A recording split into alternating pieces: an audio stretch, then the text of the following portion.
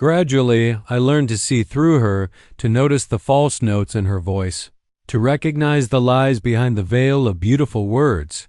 The doorbell rang, snapping me out of my musings. It was strange. I wasn't expecting anyone. Rowan wasn't. Due until tonight. We planned to make dinner and watch the movie she was so eager to show me. It went to the door and opened it without looking through the peephole. I was surprised. There was Hazel standing on the doorstep. Behind her, a little behind her, River and Lane were shuffling from foot to foot. All three of them were soaking wet from the rain, which had now picked up again.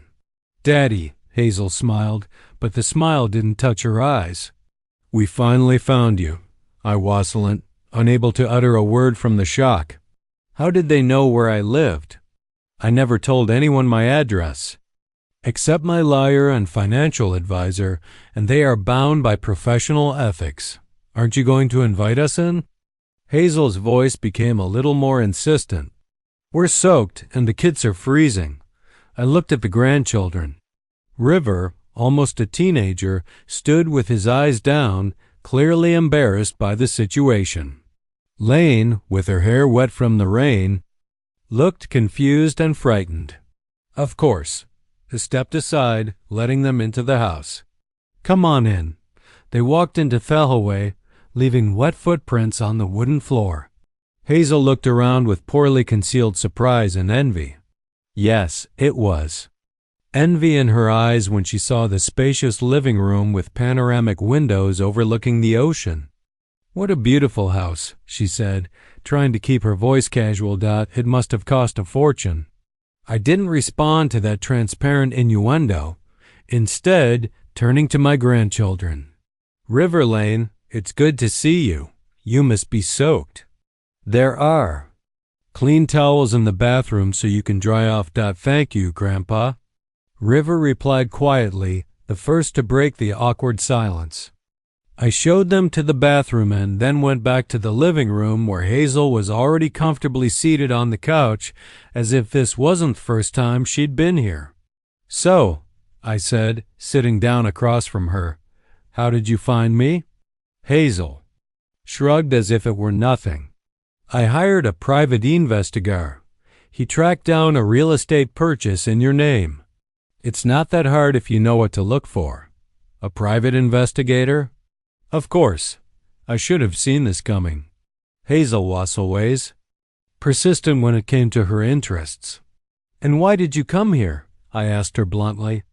"Daddy," she stepped forward, her face taking on an expression of genuine concern that I recognized as fake. "We were worried about you. You disappeared without a word, without leaving an address. The children miss you. I miss you. You do?" I couldn't hide the skepticism in my voice. "Did you miss me or my money?"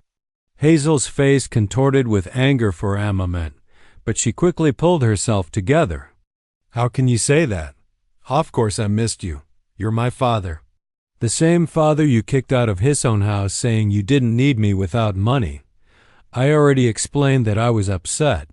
Her voice became pleading. "I didn't mean to say that. You have to understand how scared I was at the thought of us being destitute." At that minute, River and Lane came back into the living room, dry and a little happier. "Grandpa, your house is saunas," Lane exclaimed, running up to me. "Can I see?" "What's outside?" "It's raining right now, honey," I said, stroking her head. "But when it's over, we'll take a walk on the beach. The rear a lot of interesting shells there." "Really?" Her eyes lit up. "I love seashells. I have a whole collection at home, and I have a collection here too." I smiled. "Would you like to see it?" Lane nodded vigorously, and I led her to the glass case in the corner of the living room, where I kept the sea treasures I'd found on my walks on the beach. River, meanwhile, walked over to the window, looking out at the raging ocean. "It's beautiful here," he said quietly. "It's peaceful." "Yes," I agreed, joining him at the window. "That's why I chose this place, Daddy." Hazel caught my attention again. "We need to have a serious talk." I nodded. Why don't you guys go to Thelibury? It's the room at the end of the hallway. There are a lot of interesting books there and a game console. River nodded understandingly and led his sister out of the room. When we were alone, Hazel got straight to the point. We need your help, Dad. After you leaving, we had to sell the house. We couldn't pay the bills. But you said it was your house and you wouldn't give it away, I reminded her. Life forced me to. Hazel sighed. We're renting an apartment in a bad neighborhood now.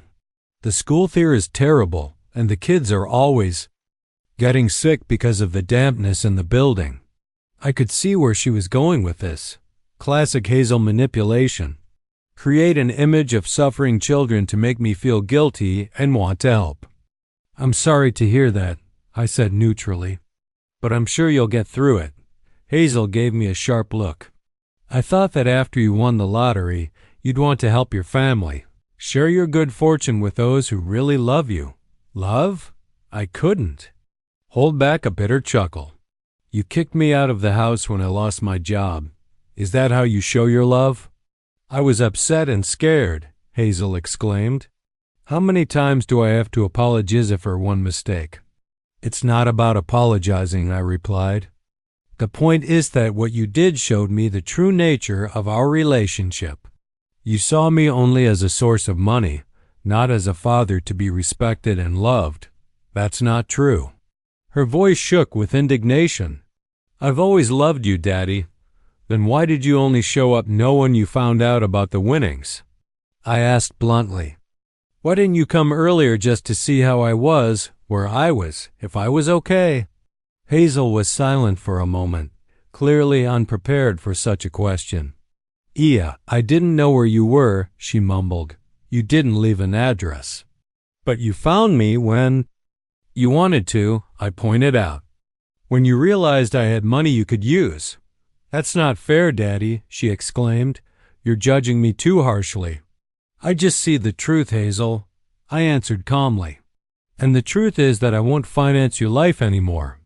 Not under any circumstances. What has happened between us has opened my eyes to the true nature of our relationship. You're not a daughter who loves her father. You're a grown woman who uses kinship for her own gain. Hazel's face contorted with anger. After all I've done for you, I took care of you after Mom died. I cooked, cleaned, washed your clothes. No, Hazel. I shook my head. I took care of you. I paid your bills, your food, your clothes. I took you and the children into my home when you divorced Grant. It gave you the best rooms, moving into a Vel myself. And when I lost my job, you threw me out like a piece of junk. But you can help me now, she exclaimed. You have $5 million. Can't you share it with your own daughter and grandchildren? I told you I'm not going to finance your life anymore, I repeated. Firmly, I'll be grandfather to Rivera and Lane if you'll let me, but no more than that. That's how it is. Her voice became cold, calculating. You win the lottery and you think you can just throw us out of your life. Forget your responsibilities to your family. My responsibilities? I felt the anger rising up inside me again. What about your responsibilities, Hazel? Your duty to honor your father, to take care of him in his old age, to be grateful for all he's done for you. Where were those responsibilities when you were kicking me out the door? Hazel stood up, her face contorted with rage. Fine, she hissed. If you want us out of your life so badly, we'll go. But and think you'll ever see your grandchildren again. I'll make sure they forget they even had a grandfather. Are you using the children as a weapon against me? I asked, feeling my heart clench. That's low even for you. Hazel, I'm protecting my children from a selfish old man who only thinks about himself, she shouted. A man who is willing to leave them in poverty while he lives in luxury. At that moment, River appeared in the doorway of the living room. It was evident from his face that he had heard part of our conversation. Mom, he said quietly but firmly, you don't have to threaten Grandpa. Hazel turned to her son, her face softened, but anger still burned in her eyes. River, honey, This is an adult conversation. Please go back to Felibri. No. He shook his head. I heard what you said. You want to forbid us from seeing Grandpa. It's not right, River. Her voice turned warning. I'm your mother and I decide what's right and what's wrong. But you're wrong, River insisted. Grandfather has always been good to us. He doesn't deserve to be treated this way. I was touched by my grandson's words, but at the same time, I didn't want him to be caught between two fires. River, I said softly, thank you for your support. But your mom's right about one thing. This is really a conversation between adults. Why don't you go over to Lane's? She's probably bored alone. River hesitated, looking at me and his mother. Then he nodded reluctantly and left the room. You're already turning my son against me, Hazel hissed. I didn't do anything like that, I objected. River is old enough to have his own opinion. He's 14, she exclaimed. He's a child who doesn't know what he's talking about. Hazel stepped closer, her eyes narrowing. I won't let you destroy my family, she said quietly. But threateningly, you'll regret refusing to help us. You will. With those words, she turned and walked out of the living room. I heard her calling for the kids. Lane protesting that she wanted to stay. River saying something quietly to her. Then the front door slammed and there was silence. I walked over to the window. The rain was still pouring, but Hazel was walking determinedly toward the rental car, dragging a stubborn Lane behind her. River walked beside her with his head down. It pained me to see my grandchildren in this situation, but I knew I couldn't let Hazel manipulate me again, not even for the sake of the kids. The car drove away, and I was alone in me house, feeling a strange mixture of relief and bitterness. I had made the right choice, protecting my new life from my daughter's toxic influence. But the price of that choice, the possible loss of connection with my grandchildren, was high. The phone rang, snapping me out of my reverie. It was Rowan calling to see if our evening plans were canceled due to the weather. Her voice, warm and caring, reminded me that I wasn't alone, that there were people in my life who valued me not for my money, but for who I was. No, it's still on, I replied, feeling the tension of seeing Hazel gradually let go. I'll be glad to see you. And that was the truth. I was really glad to have Rian in my life, someone I could be myself with without fear of judgment or manipulation. Person who saw me not as a wallet, but as a person. 6 months had passed since the day Hazel and the kids showed up on my doorstep. 6 months of relative calm, broken only by occasional calls from my daughter, who threatened lawsuits or tried to pity me with stories of her children's illnesses and financial difficulties. I had learned to listen to her calmly without emotion, and each time I firmly reiterated my decision, I would no longer finance her life. Today was a particularly beautiful day, early May, when the air had warmed enough for swimming, but not yet hot and stuffy like in summer. The ocean was shimmering in all shades of blue and green, and the sky was so clear you could see every feather in the wings of the seagulls hovering over the waves. I sat on the terrace of my house, sipping my morning coffee and watching the two fishing boats out to sea. Tomorrow I planned to go out fishing myself, a new hobby I had discovered this spring. A local fisherman, Douglas Thorne, taught me the basics and even lent me his old equipment until I could buy my own. What a view. Rowan's voice made me turn around. She was standing in the patio doorway holding a tray of freshly baked scones. No wonder you always wake up smiling. I smiled at her, feeling my heart fill with warmth. Rowan had become an integral part of my life. What started out as a friendship between two lonely widowers has slowly grown into something much deeper and more meaningful. 2 months ago, she moved in with me. We decided that at our age there was no point in wasting time on convention. We loved each other. We were good together, so why not live under the same roof? There's a letter for you, Rowan said, handing me an envelope. It was from Rivera. According to the handwriting, I took the envelope, feeling my heart clench with excitement. River had been writing to me regularly about every 12 weeks since Hazel had forbidden the kids from calling me. My grandson had shown amazing ingenuity for his age, finding a way to keep in touch despite his mother's prohibition. "What's he writing?" Rowan asked, sitting down next to me and pouring coffee. I opened the envelope carefully and unfolded a piece of paper written in neat Tianajin writing. "Dear Grandpa, we're doing well. Mom got a job at the insurance company and we moved into a better apartment. Lane went to dance like she always dreamed of, and now she shows us new moves every night. Started playing on the school basketball team. We even won the district tournament. Mom still gets mad when anyone mentions you, but I think she's calmed down a bit. At least she doesn't say you abandoned us or betrayed us anymore. Just keeps quiet if I ask about you. Lane sends her regards. Anzie, she misses your stories about the sea. She drew you with a mermaid." "That's Rowan. I explained to her that she's your friend. I'll attach the drawing to the next letter. Right now, it's hanging over Lane's bed, and Mom hasn't noticed it yet. I took your advice and started journaling. It really helps to sort out my thoughts. Thank you, Chuckles. I hope you're doing well. Vacation is coming up, and maybe I can talk my mom into letting me go to your place for a couple days. She said she'd think about it. Your grandson, River?"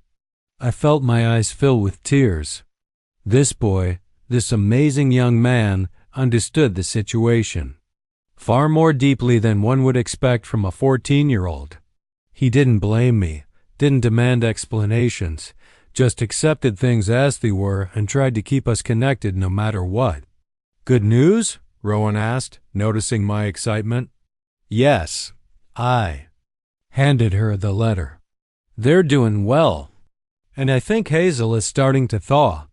Rowan read the letter and smiled. "That River is an amazing boy, such maturity at his age." "Yes," I agreed. "Sometimes I think he's wiser than his mother." Rowan put her hand on mine. "You miss them, don't you?" "Every day," I admitted, "especially the children. I never wanted to break the bond with them. I just couldn't let Hazel keep manipulating me." "I understand," Rowan nodded. "And judging by the letter, your firmness has paid off. Hazel found a job, became independent. Maybe now your relationship could be on a healthier footing. Maybe." I wasn't as optimistic as Rowan, but there was still hope in my heart. Time would tell. We had breakfast on the terrace, enjoying the morning sun and the freshness of the sea air. Rowan talked about her plans for the garden. She had decided to plant a small vegetable garden in the far corner of the property where it was particularly sunny. "Imagine your own tomatoes and herbs." Her eyes shone with enthusiasm, and maybe even pumpkins for the fall. I listened to her smiling. Rowan always knew how to find joy in the simple things, in everyday chores and small projects. This quality, which I especially appreciated in her, helped me to see the beauty in the ordinary, not to dwell on past hurts and disappointments. After breakfast, we went for a walk on the beach, our daily ritual which we observed in any weather. Today the sand was warm under our bare feet, and the waves licked the shore affectionately, leaving whimsical patterns of seaweed and small shells. "Look," Rowan bent down and picked up something from the sand. "Sasses, my favorite." She handed me a piece of glass, polished by the waves to the smoothness of silk, pale blue, almost transparent. It seemed to hold a piece of the sky. "For your collection," Rowan smiled, placing the glass in my palm. I thanked her with accesses. Moments like this, filled with quiet joy and tenderness, were the foundation of our life together. No dramas, no manipulation, just mutual respect and care. In the evening, as we sat on the terrace watching the sunset, my phone rang. The number was unfamiliar, and I almost didn't answer, but something made me press the receive button. "Hello, Grandpa." Rivera's voice sounded muffled, like he was speaking with his hand covering the receiver. I had just sat down to enjoy a quiet afternoon when the phone rang. The number that flashed across the screen sent a chill down my spine. It was River. I couldn't help but smile at the thought of hearing his voice again. After everything that had happened, I never imagined this moment would come. "Hey, Grandpa." River's voice burst through the receiver, full of excitement and joy. "How are you? Where are you?" His warmth was contagious, and I could feel my heart swell with pride. I'd missed him. I'd missed hearing his laugh, seeing him grow up in the little moments that meant so much. "I'm fine, River," I replied, trying to steady the catch in my voice. "I'm just here at the house, working on some things." "I'm at school," he said quickly. "We're on break," and I thought, well, I've really been wanting to hear your voice for a long time. I was taken aback. He wanted to hear my voice? It was hard to believe, especially after everything Hazel had tried to do to separate us. But there he was, reaching out, bridging the gap. "I'm really glad you called," I said, my voice full of sincerity. "I actually got your letter this morning. It was a nice surprise." "You did?" I could hear the relief in his voice, the worry that had been gnawing at him about whether or not it would even get to me. I was afraid it would get lost. Mom checks the mail sometimes. I could hear the tension in his voice, and a pang of guilt hit me. He wasn't supposed to have to worry about these things. "Don't worry," I reassured him. "It made it here. It's all good." "How's Lane?" I asked, wanting to hear about my other grandchild, his sister. "And how's your basketball team doing?" We talked for just a few minutes, but the joy in River's voice lifted me up. It was more than just a phone call. It was a lifeline, a tiny thread of connection in a world that had seemed to slip away from me. His mother had tried so hard to turn them against me, but here he was, reaching out. River's voice turned serious as he mentioned something that made my heart ache. "I asked Mom about the vacation," he said. "She said she'd think about it, but I'm still coming, even if I have to run away." "Don't do anything crazy, River," I warned him, my voice softer but firm. "Your mom has the right to decide who you spend your time with. If she says no, then we'll find another way to see each other. Maybe I'll come to Halifax for a day." His excitement was evident, and I felt my heart sink with both hope and uncertainty. "Really? You'd come to Halifax?" he asked, a hopeful note in his voice that made me want to promise the world to him. "Of course," I said, trying to ease his worries. "I'd love to see you." Before we said goodbye, River told me one last thing. "I'll do whatever I can to see you, Grandpa." One miss. "You?" And then the call ended, leaving me with a sense of bittersweet joy. My grandson hadn't forgotten me, hadn't been swept away by Hazel's manipulation. He still cared. Despite the challenges, the coldness, the bitterness of the past months, River was reaching out. And that was all that mattered. After the call, I told Rowan about the conversation, about River's plans to come to Halifax, and my own plans to meet him halfway. "Are you really ready to go back there?" Rowan asked, her voice tinged with concern. I could tell she was worried for me. "After everything that happened between you and Hazel?" "For the kids? Yes," I replied. "I won't let Hazel keep me from them just because I refuse to give her money. She doesn't control me anymore." Rowan nodded, understanding the weight of my words. "If you need moral support, I'll come with you," she offered, her voice gentle and warm, like a balm for my raw emotions. I was touched by her offer. She knew all too well the painful history between me and Hazel, the years of trying to please my daughter at the cost of my own well-being. To have someone like Rowan offer support meant more than she could ever understand. "Thank you, Rowan," I said, squeezing her hand. "But I think I should go alone first. Meeting with Hazel is going to be stressful enough, and I don't want to complicate things." I appreciate you being here for me, but this is something I need to handle myself. She smiled softly, her eyes filled with understanding. I get it, but know that I'm here for you no matter what. The days that followed were full of the usual routines. I worked in the garden with Rowan, helping her with her project, and spent time fishing by the shore. We cooked meals for our new friends in Moonlight Bay, read books, and just enjoyed the peace that had eluded me for so many years.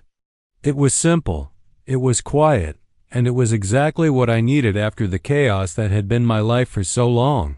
One morning, as I was adjusting my new fishing rod in preparation for a trip, the phone rang. My heart skipped a beat when I saw Hazel's number on the screen. I took a deep breath, bracing myself for what I feared would be another difficult conversation. "Hello," I answered neutrally, trying to keep my emotions in check. "Dad," Hazel's voice sounded different this time, softer, quieter. "How are you?" I was taken aback by the tone.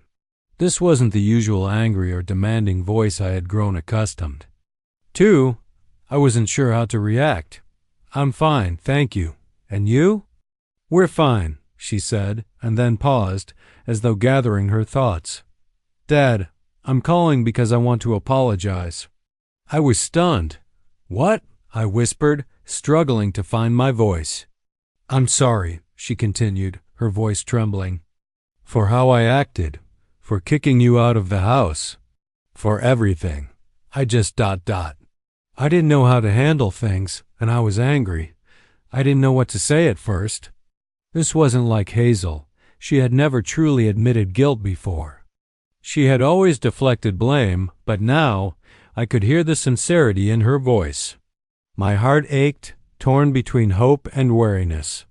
Was this really the change I'd been waiting for? Or was it just another manipulation? She went on, her voice breaking as she explained. "I started seeing a counselor. After Grant took the kids for the weekend, River told me that he couldn't stay with me anymore. He said I was like the toxic parent they talk about at school, and that really made me stop and think." I remained quiet, allowing her words to sink in. "I'm trying to be better, Dad. I know I've hurt you. I just ... I want to fix things for the kids, for you, for me." I was silent, my emotions swirling. I wanted to believe her. I wanted to trust that she had truly changed, but I couldn't forget the pain of the past. "I'm glad to hear that, Hazel," I said carefully. "I'm really glad you're working on yourself. But change takes time, and I can't just forget everything that's happened." "I know," she said quickly. "I don't expect you to forgive me right away or give me money. I just want you to know that I understand now. I really am sorry, Dad." Her voice trembled, and for the first time, I heard genuine remorse. "Thank you, Hazel," I said quietly, feeling a lump form in my throat. "It means a lot to me." She added softly, "The kids miss you too. Especially River. He's still upset with me for not letting him see you." I felt a flicker of hope. Maybe things were finally changing. "I'd love to see them," I replied. "Maybe next weekend I can come to Halifax for a day." "That would be wonderful," Hazel said, relief flooding her voice. "The kids will be so happy." As the conversation ended, I couldn't help but feel a mix of emotions. I didn't know if Hazel's change was real, but for the first time, I allowed myself to believe in the possibility. I wanted to see my grandchildren, and I wanted to believe that things could be different. Later, I shared the news with Rowan. "What do you think?" I asked. "Could she really have changed?" Rowan, always cautious but kind, answered, "People can change, especially when they face the consequences of their actions. If River really did refuse to live with her, it could be a sign, but I would still advise caution." I nodded, her words wise and measured. I wasn't going to rush into anything, especially after everything that had happened.